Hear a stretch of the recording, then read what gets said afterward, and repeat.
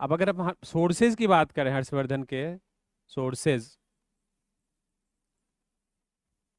हर्षवर्धन के समय की जानकारी के लिए, तो फिर उसी तरह से लिटरेरी सोर्सेज होंगे और आर्कियोलॉजिकल सोर्सेज होंगे, लिटरेरी एंड आर्कियोलॉजिकल सोर्सेज।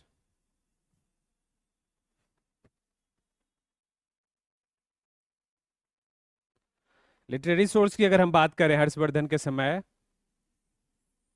तो उनके कोर्ट पोएट हैं। हम्म, उनके कोर्ट पोएट कौन है? बाण भट्ट। कौन है?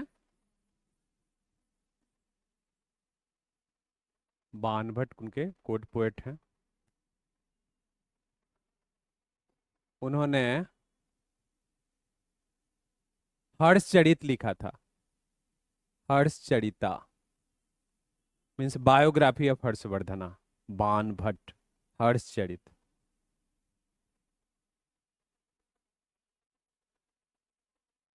और एक और उनकी रचना है कादंबरी। कादंबरी, दो किताबें हैं बाण भट्ट की। ये was the court poet of Harshavardhana, Bana Bhatt.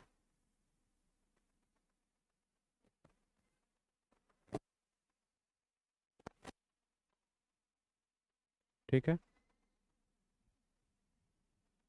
दूसरा, हर्षवर्धन,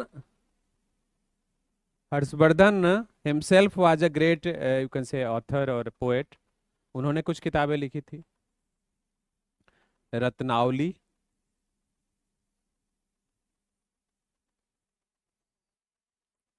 नागानंद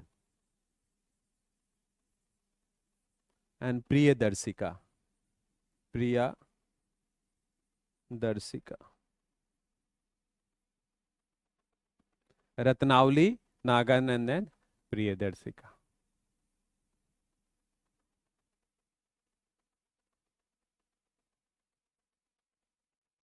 रत्नावली, नागानंद एंड प्रियदर्शिका, है ना, 3 books written by Harshavardhan himself. और किताबें बोलती हैं।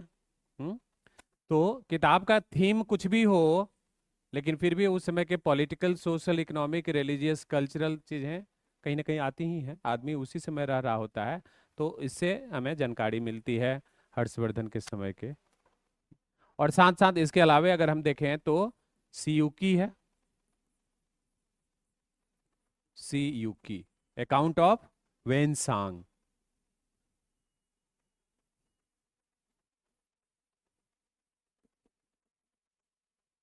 account of Wensang, who visited Harshvardhana court. He was a Buddhist traveler of China. He visited Harshvardhana court. Wensang, Buddhist traveler.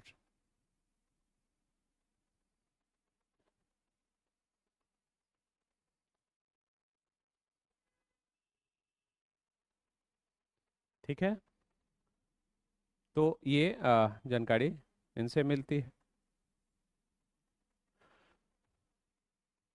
When we talk about the archaeological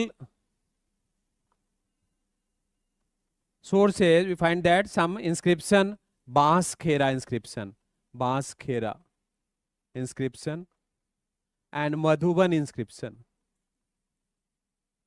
Madhuban inscription of Harshvardhana, Banskhera and Madhuban inscription.